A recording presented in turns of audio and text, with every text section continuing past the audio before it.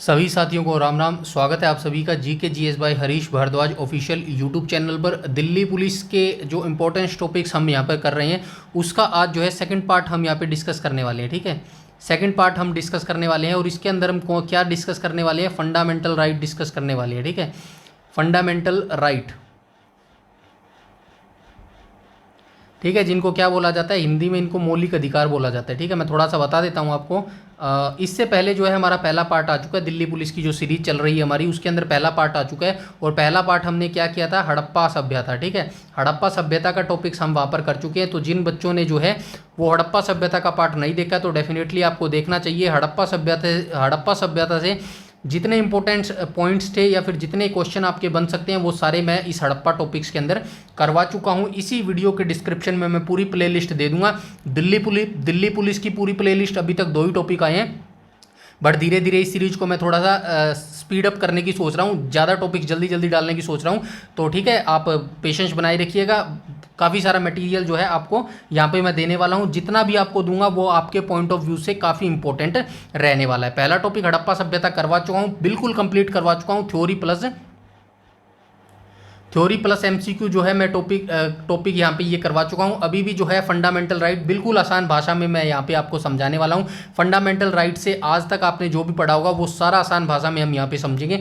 इससे बाहर कोई भी क्वेश्चन नहीं जाएगा अगर मौलिक अधिकार से रिलेटेड क्वेश्चन आपका पूछा जाएगा। ठीक है, मिशन दिल्ली पुलिस का हमने यहाँ पे स्टार्ट किया है और 2025 का भी नोटिफिकेशन आपको देखने को लिए नहीं मिला है, बट नोटिफिकेशन आज नहीं कल आपको डेफिनेटली देखने को मिल जाएगा। मुद्दा क्या है, आपकी तैयारी। ठीक है, कंपटीशन बहुत हाई है और जो सीट्स हैं वो कम है, इसीलिए आपको हर चीज़ पढ़नी है और समय रहते पढ़नी है, क्योंकि ये समय जो है अब वापस नहीं आने वाला। जो समय बीत जाता है, इसीलिए समय की रिस्पेक्ट कीजिएगा, तभी जो है समय आपकी रिस्पेक्ट करेगा। ठीक है, तो आज का टॉपिक्स है हमारा यहाँ पर मौलिक अधिकार। ठीक है, मौलिक अधिकार के बारे में हम यहाँ पे डिटेल से जानने वाले हैं, तो वीडियो को अंत तक जरूर देखिएगा। और कोई भी अगर आपका डाउट, क्वेरी या सजेशन है तो कमेंट सेक्शन में कमेंट करके जरूर बताइएगा। और कमेंट सेक्शन में ये भी बताइएगा कि वीडियो सेशन आपको ये कैसा लगा। सबसे पहले हम मौलिक अधिकारों का इतिहास जानेंगे, उसके बाद हम मौलिक अधिकारों के बारे में जानेंगे। थोड़ा सा बता देता हूँ, मौलिक अधिकार हमारे कौन से भाग के अंतर्गत आते हैं। तो मौलिक अधिकार हमारे भाग 3 के अंतर्गत आते हैं। और अनुच्छेद की बात करूं तो ये किस किस अनुच्छेद के अंतर्गत आते हैं, अनुच्छेद 12 से अनुच्छेद 35 के बीच में जो है इनको रखा गया है। ठीक है, एवरीथिंग डिटेल, एक एक अनुच्छेद में आपको आसान भाषा में समझाने वाला हूं। ठीक है, तो चलिए स्टार्ट कर लेते हैं आज के वीडियो सेशन को।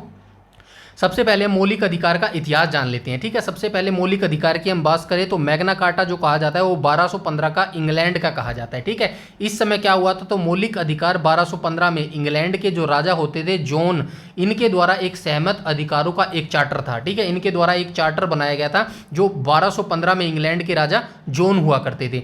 इस दस्तावेज ने यह सिद्धांत स्थापित किया कि राजा सहित हर कोई कानून के अधीन था। मतलब हर कोई व्यक्ति, चाहे वो राजा हो या फिर नॉर्मल इंसान हो, सभी जो है कानून के बराबर समान अधिकार रखते हैं। ठीक है, और ऐसे कुछ अधिकार थे जिन्हें उचित प्रक्रिया के बिना छीना नहीं जा सकता था। मतलब बेसिक जो स्ट्रक्चर रूल है ना, उनको जो है किसी भी आपात स्थिति में भी जो है उनको निलंबित नहीं किया जा सकता। नेक्स्ट पॉइंट की बात करें तो नेक्स्ट पॉइंट में क्या कहा गया है, इसे मौलिक अधिकारों के विकास में एक शुरुआती और महत्वपूर्ण कदम माना जाता है। यानी कि ये जो 1215 वाला मैग्ना कार्टा जो बोला जाता है ना इंग्लैंड का, यहीं से जो है मौलिक अधिकारों की शुरुआत जो है मानी जाती है। इसके बाद जो ऑथेंटिक सोर्स हमारे पास आता है, जो लिखित संविधान जिसकी हम बात करते हैं, वो संविधान हमें संयुक्त राज्य अमेरिका से मिलता है। और हमने जो मौलिक अधिकार जो ग्रहण किए हैं, जिस देश से ग्रहण किए हैं, वो संयुक्त राज्य अमेरिका से ही जो है हमने इसको मौलिक अधिकारों को ग्रहण किया है। और 1791 में जो है मौलिक अधिकार जो है ये विधेयक लागू कर दिया गया था अमेरिका के अंदर। ठीक है, ये संयुक्त मौलिक अधिकारों का जो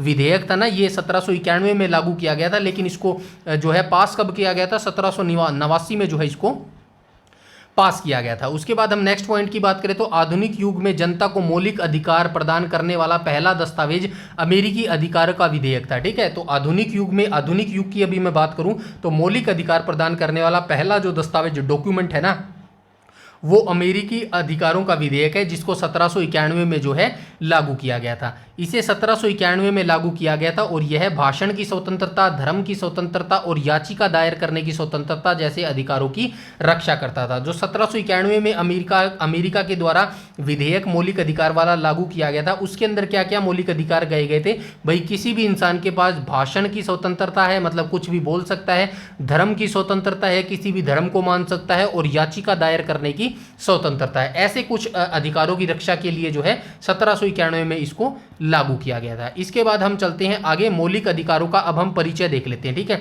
सबसे पहले मौलिक अधिकार जो है, मौलिक अधिकार भारतीय संविधान के किस भाग के अंदर वर्णित है? ये क्वेश्चन बहुत बार पूछा जा सकता है, पूछा जा चुका है, आगे भी पूछा जा सकता है। ठीक है, ऊपर ही मैंने बताया था भारतीय संविधान के भाग 3 के अंतर्गत जो है मौलिक अधिकारों को लिखा गया है। उसके बाद अनुच्छेद की बात करूँ तो मौलिक अधिकार भारतीय संविधान के अनुच्छेद 12 से 35 में निहित है। वैसे मौलिक अधिकारों की मैं बात करूँ तो 14 से लेकर 32 तक ही है। ठीक है, 14 से 32 तक ही है, क्योंकि 12 और 13 जो है उसमें राज्य की डेफिनेशंस दी गई हैं। ठीक है, उसके बाद चलते हैं हम आगे।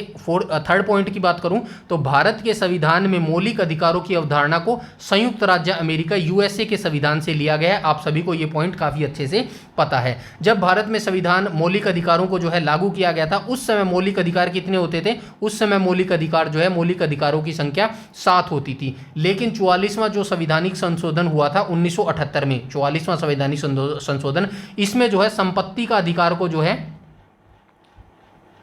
संपत्ति का जो अधिकार था ना, पहले ये मूल अधिकारों की कैटेगरी में आता था, लेकिन 44वां संविधान संशोधन के तहत जो है 1978 में जो हुआ था, संपत्ति के अधिकारों को जो है मौलिक अधिकार की श्रेणी से जो है निकालकर अलग कर दिया गया था और इसको जो है एक अनुच्छेद 301 के अंदर जो है डाल दिया गया था। ठीक है, ये एक जो है राइट बन गया था, मतलब जो है क्या बोलते हैं उसको, आगे जाके देखेंगे, कोई बात नहीं है। तो ये अनुच्छेद 301 के अंदर जो है इसको डाल दिया गया था। और अब हमारे वर्तमान में कितने मौलिक अधिकार हैं? तो वर्तमान में हमारे सिर्फ जो है 6 ही मौलिक अधिकार है। ठीक है, यहाँ पे लिख भी दिया गया है, 44वें संविधान संशोधन अधिनियम 1978 के तहत जो है संपत्ति के अधिकार को जो है मौलिक अधिकार की श्रेणी से हटा दिया गया था। अब इसे जो है एक वैधानिक जो है अधिकार माना जाता है। ठीक है, 44वें संवैधानिक संशोधन अधिनियम 1978 के भाग 12 के तहत जो है संपत्ति के अधिकार को वर्तमान में अनुच्छेद 300A में डाल दिया गया है। ये क्वेश्चन भी बार बार रिपीटेड क्वेश्चन है, ये बार बार पूछता है भाई, क्या आपसे पूछता है, मैं आपको बता देता हूं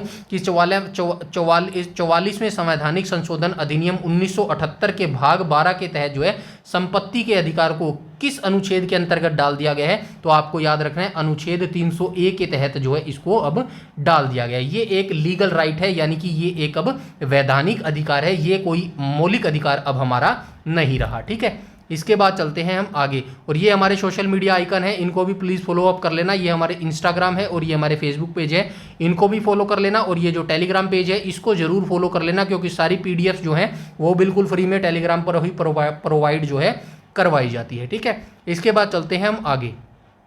इसके बाद आगे क्या लिखा गया है? तो अगले नेक्स्ट पॉइंट में बोला गया संपत्ति का अधिकार एक कानूनी अधिकार है या फिर विधिक अधिकार है। यह अधिकार व्यक्ति को अपनी संपत्ति पर स्वामित्व का दावा करने और उसे अपने लाभ के लिए उपयोग करने की अनुमति देता है। तो ये भी आप याद रखना, ये जो आपका लीगल राइट है ना 301 के अंतर्गत संपत्ति का अधिकार, इसके तहत आप क्या दावा कर सकते हैं? एक तो अपनी संपत्ति पर जो है स्वामित्व का दावा कर सकते हैं, मतलब भाई आप इस संपत्ति के आप मालिक हैं, ऐसा दावा कर सकते हैं अनुच्छेद 301 के तहत। और दूसरा दावा आप कर सकते हैं अपने लाभ के लिए जो है उस संपत्ति का यूज कर सकते हैं। ठीक है, अब वर्तमान में मौलिक अधिकारों की संख्या कितनी है? 6 मौलिक अधिकार है, ऊपर मैं बता चुका हूं। समानता का अधिकार हो गया, स्वतंत्रता का अधिकार हो गया, धार्मिक स्वतंत्रता का अधिकार हो गया, शोषण के विरुद्ध अधिकार हो गया। ठीक है, ये सारी डिटेल से हम नीचे देखने वाले हैं। ठीक है, अब 2 अनुच्छेद हैं जो इंपॉर्टेंट है, वो आप देख लीजिएगा। ठीक है, नोट लगा के मैंने यहाँ पे लिख दिया है। एक तो है अनुच्छेद 19(1)(f) और दूसरा अनुच्छेद है 31। इन दोनों को ही जो है अब रिमूव कर दिया गया है। ठीक है, क्यों रिमूव कर दिया गया है? प्रत्येक नागरिक को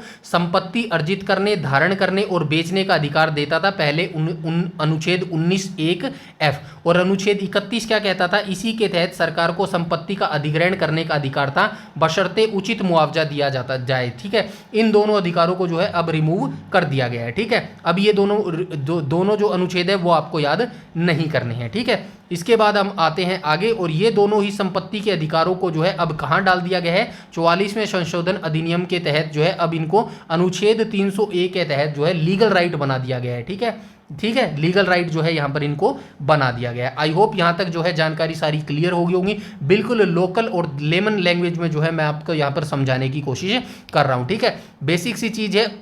अनुच्छेद 19(1) और अनुच्छेद 31, इन दोनों को जो है अब आपको मौलिक अधिकार की कैटेगरी में याद नहीं करना है। अब आपको जो है इन दोनों को संपत्ति का अधिकार के बारे में याद करना है, जिसको अनुच्छेद 300(a) के तहत डाल दिया गया है।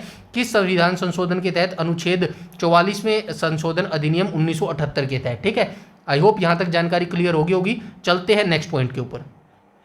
अब देख लेते हैं मौलिक अधिकार हमारे कौन कौन से हैं। ठीक है, तो हमारे मौलिक अधिकार कौन कौन से हैं? पहला तो है हमारा समानता का अधिकार। ठीक है, समानता का अधिकार कहां से कहां तक है? अनुच्छेद 14 से 18 के बीच में। ठीक है, स्वतंत्रता का अधिकार हमारा कहां से कहां तक है? तो 19 से 22 के बीच में हमारे स्वतंत्रता के अधिकार है। शोषण के विरुद्ध अधिकार हमारे किस अनुच्छेद के बीच में है? तो अनुच्छेद 23 से 24 के बीच में हमारे शोषण के विरुद्ध अधिकार है। धर्म की स्वतंत्रता का अधिकार हमारा किस अनुच्छेद के अंदर है? तो 25 से 28 के बीच में हमारी धार्मिक स्वतंत्रता के अनुच्छेद शामिल किए गए। संस्कृति और शिक्षा संबंधी अधिकार जो है हमारे, वो अनुच्छेद 29 से 30 के बीच में रखे गए हैं। और संवैधानिक उपचारों का जो अधिकार है वो अनुच्छेद 32 के तहत रखा गया है। यानी कि संवैधानिक उपचारों का अधिकार क्या है? ये अधिकार क्या कहते हैं? अगर किसी का मौलिक राइट्स यानी कि जो मौलिक अधिकार है उसका हनन हो जाता है तो वो अनुच्छेद 32 के तहत सुप्रीम कोर्ट में जा सकता है, और अनुच्छेद 226 के तहत जो है हाई कोर्ट में जो है वो जो इंसान है वो जा सकता है। इसके अंदर जो है 5 रिट प्रदान करती है। ठीक है, 5 रिट प्रदान की गई हैं।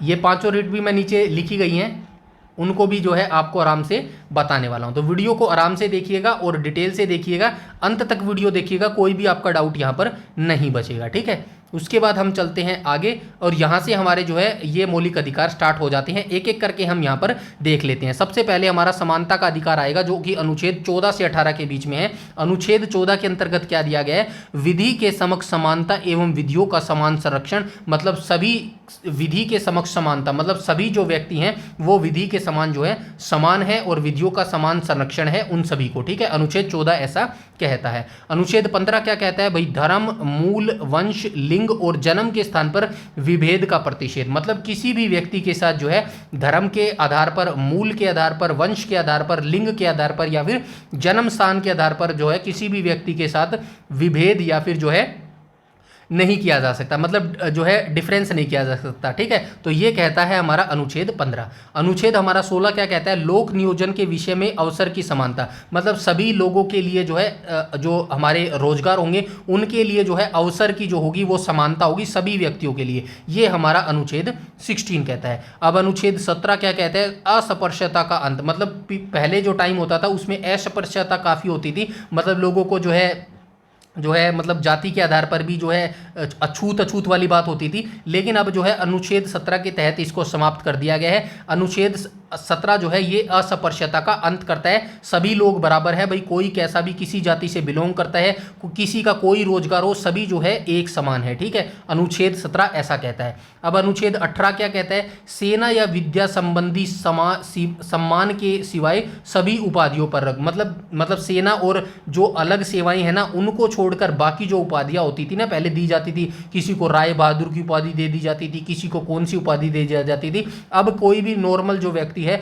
वो ऐसी उपाधियां नहीं धारण कर सकता सिवाय सेना को छोड़कर। ठीक है, सेना में उपाधियां दी जा सकती है, बट नॉर्मल जो लोकल लोग हैं वो कोई भी उपाधि जो है धारण नहीं कर सकता राय बहादुर जैसी। ऐसा अनुच्छेद जो है 18 कहता है। ठीक है, ये 14 से 18 जो है समानता का अधिकार हमने यहाँ पे देख लिया। अब हम चलते हैं 19 से 22 के अधिकार, स्वतंत्रता के अधिकार के ऊपर। ठीक है, स्वतंत्रता के अधिकार 19 से 22 दिए गए हैं। पहले 6 स्वतंत्रता के अधिकार 19 के अंदर दिए गए हैं, आइए उनको देख लेते हैं। 6 अधिकारों की सुरक्षा। ठीक है, ये सुरक्षा आएगा, यहाँ पे ए का डंडा आएगा। ठीक है, सुरक्षा दी गई है।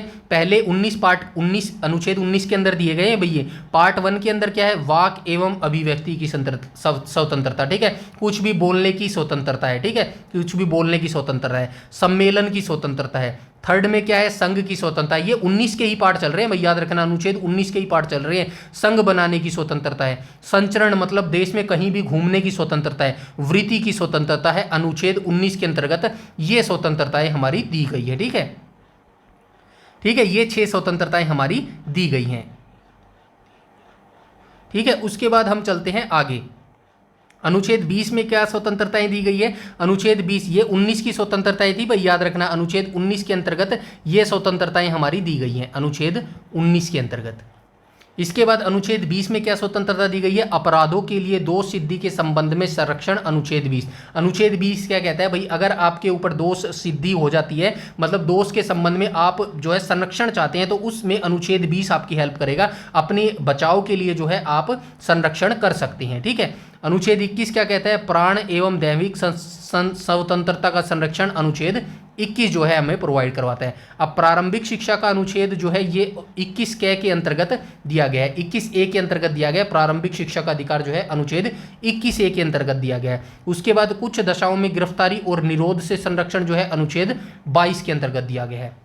इसके बाद हम चलते हैं शोषण के विरुद्ध अधिकार, ठीक है। शोषण के विरुद्ध अधिकार कहाँ से कहाँ दिए गए हैं? तो अनुच्छेद 23 और 24 के बीच में शोषण के विरुद्ध अधिकार दिए गए हैं। अनुच्छेद 23 क्या कहता है? बलात् श्रम का प्रतिषेध, मतलब ठीक है, कारखानों में जो होता है ना, मतलब वो जो मजदूरी वाला होता है उस पर जो है बलात् श्रम का प्रतिषेध करता है अनुच्छेद 23, ठीक है। कारखानों आदि में बच्चों के नियोजन का प्रतिषेध, मतलब किसी भी कारखाने में 14 साल से ज़्यादा का जो है मतलब छोटा बच्चा जो है वो काम नहीं कर सकता, ये जो है प्रतिषेध है अनुच्छेद 24 के तहत। इसके बाद धर्म की स्वतंत्रता का अधिकार हमें दिया गया है अनुच्छेद 25 से 28 के बीच में।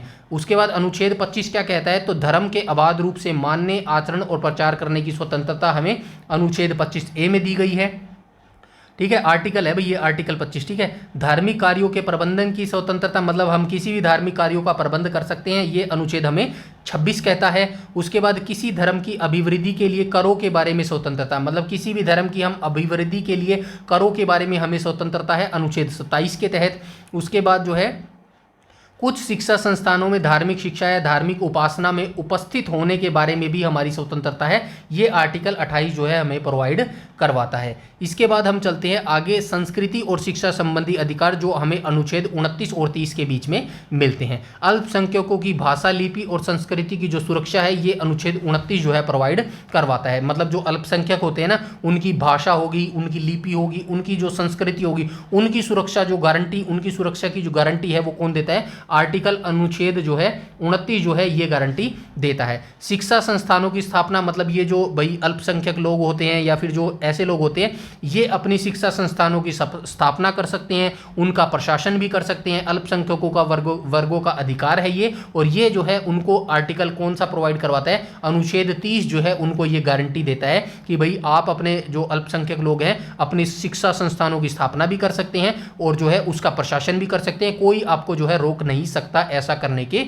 लिए, ठीक है। आई होप यहाँ तक जो है मौलिक अधिकार हमने जो है 14 से लेके जो है 30 तक देख लिया है। अभी 32 वाला भी देख लेते हैं, नीचे लिखा है 32 वाला, ये देखो, संवैधानिक उपचारों का जो अधिकार है ये अनुच्छेद 32 के तहत दिया गया है। इसके तहत जो है उच्चतम न्यायालय जाने का अधिकार हमें 32 के तहत है, और उच्च न्यायालय यानी कि हाई कोर्ट जाने का अधिकार अनुच्छेद 226 के तहत है। और ये रिटें शामिल करती है, रिट जारी करता है एक तो बंदी प्रत्यक्षीकरण, परमादेश, प्रतिषेध, उत्प्रेषण और अधिकार परीक्षा, ये 5 प्रकार की रिट जो है जारी करता है सुप्रीम कोर्ट, ठीक है। उच्चतम न्यायालय जो है ये 5 प्रकार की रिट जो है जारी करता है, ठीक है। उसके बाद जो है ये कुछ और मौलिक अधिकार मैंने लिख दिए हैं यहाँ पे, ये डिटेल से पढ़ना आपको जरूरी है। भारतीय और ये कुछ मौलिक अधिकार ऐसे हैं जो भारतीय और विदेशियों को प्राप्त मौलिक अधिकार है। इस साइड है केवल नागरिकों को प्राप्त मूल अधिकार जो विदेशियों को प्राप्त नहीं है, और इस साइड जो मौलिक अधिकार लिखे गए हैं वो विदेशियों को प्राप्त मूल अधिकार है, लेकिन शत्रु देशों को प्राप्त नहीं है, जैसे कि पाकिस्तान और चाइना को जो है ये प्राप्त नहीं है, ठीक है।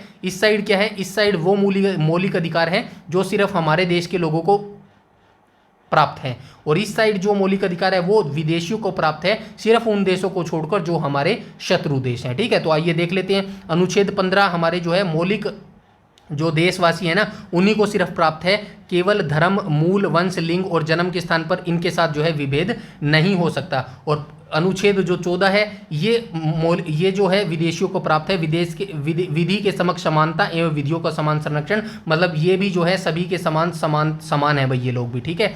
उसके बाद अनुच्छेद जो 16 है ये जो है पढ़ लेना, यहाँ पे मैंने ऊपर पढ़ चुका हूँ, जो है लोक नियोजन के विषय में अवसर की समानता, ये अनुच्छेद सिर्फ जो है भारत के लोगों को प्राप्त है। क्यों भारत के लोगों को प्राप्त है? अब भाई रोजगार होगा तो भारत के ही लोगों को पहले मिलेगा ना, ऐसा थोड़ी विदेशियों को भी रोजगार देते फिरेंगे, हमारे देश वालों को तो रोजगार मिल नहीं रहा है। तो इसीलिए जो अनुच्छेद 16 है रोजगार से रिलेटेड, ये सिर्फ भारतीय नागरिकों को ही प्राप्त है। यहाँ पर अपराधों के लिए दोष सिद्धि के संबंध में संरक्षण, ये अनुच्छेद 20 जो है, ये जो है विदेशियों नागरिकों को प्राप्त है। विचार, अभिव्यक्ति, शांतिपूर्ण सम्मेलन, निवरण, विचरण और निवास, ये जो 19 अनुच्छेद के अंदर 6 स्वतंत्रताएं दी गई है ना, ये केवल जो है भारतीय नागरिकों को प्राप्त है। और प्राण एवं दैहिक स्वतंत्रता का संरक्षण, ये अनुच्छेद 21 जो है विदेशियों को प्राप्त है। अल्पसंख्यकों को शिक्षा एवं संस्कृति संबंधी अनुच्छेद जो 29 है, ये केवल भारतीय नागरिकों को प्राप्त है। और प्रारंभिक शिक्षा का अधिकार अनुच्छेद 21 का, ये विदेशियों को भी प्राप्त है। अनुच्छेद 30 जो है केवल जो है भारतीय नागरिकों को प्राप्त है। और कुछ मामलों में हिरासत एवं नजरबंदी से संरक्षण अनुच्छेद 22, ये जो है विदेशियों को प्राप्त है। तो ये जो यहाँ पर अनुच्छेद लिखे गए हैं, मैं लिख देता हूँ। अनुच्छेद 15, अनुच्छेद 16, अनुच्छेद 19 और अनुच्छेद 29, ठीक है। ये हमारे जो है मौलिक अधिकार भारतीय जनता को प्राप्त हैं, ठीक है। और ये जो बाकी इस साइड लिखे हुए हैं, ये विदेशियों को भी प्राप्त है। जैसे कि बलात्, श्रम एवं अवैध मानव व्यापार के विरुद्ध विषेध अनुच्छेद 23, ये विदेशियों को प्राप्त है। अनुच्छेद 24 विदेशियों को प्राप्त है। अनुच्छेद 25 और अनुच्छेद 26 भी विदेशियों को प्राप्त है। अनुच्छेद 27 भी विदेशियों को प्राप्त है। और अनुच्छेद 28 भी जो है विदेशियों को प्राप्त है, ठीक है। ये छोटा सा टॉपिक्स था मौलिक अधिकार, जो यहाँ पे आपके साथ डिस्कस करना था।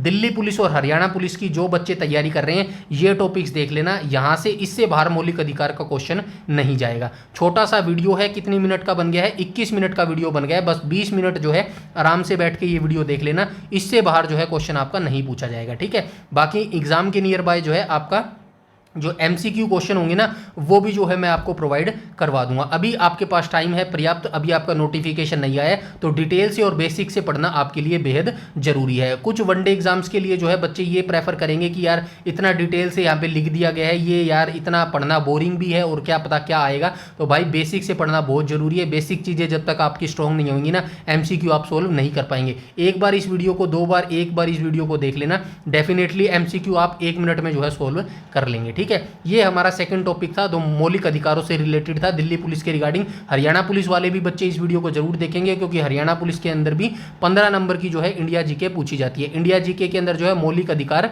डेफिनेटली पूछा जाता है। तो हरियाणा पुलिस और जो है दिल्ली पुलिस वाले तो इस वीडियो को देखेंगे और हरियाणा पुलिस वाले भी इस वीडियो को जरूर देखेंगे। डिस्क्रिप्शन में मैं पूरी प्लेलिस्ट डाल दूंगा, वहां से जो है दोनों टॉपिक्स आप देख लीजिएगा। इस वीडियो के कमेंट सेक्शन में जरूर बताइएगा वीडियो सेशन कैसा लग रहा है। अगर आपको लग रहा है भाई बोरिंग सेशन हो रहा है और काफ़ी जो है डिफिकल्ट या फिर लॉन्ग टाइप जो है ये PCS वाले बच्चों के लिए है, तो मैं आगे से भाई जो टॉपिक्स बनाना होगा वो वनडे एग्जाम्स 1 लाइनर वाला बना दूंगा भाई, अगर आप कहेंगे। बाकी मेरे हिसाब से आपको ऐसे ही पढ़ना चाहिए डिटेल से, ठीक है। और कोई भी अगर आपका डाउट, क्वेरी, सजेशन है तो आप कमेंट सेक्शन में कमेंट करके बता सकते हैं। इस वीडियो में इतना ही, तब तक के लिए धन्यवाद।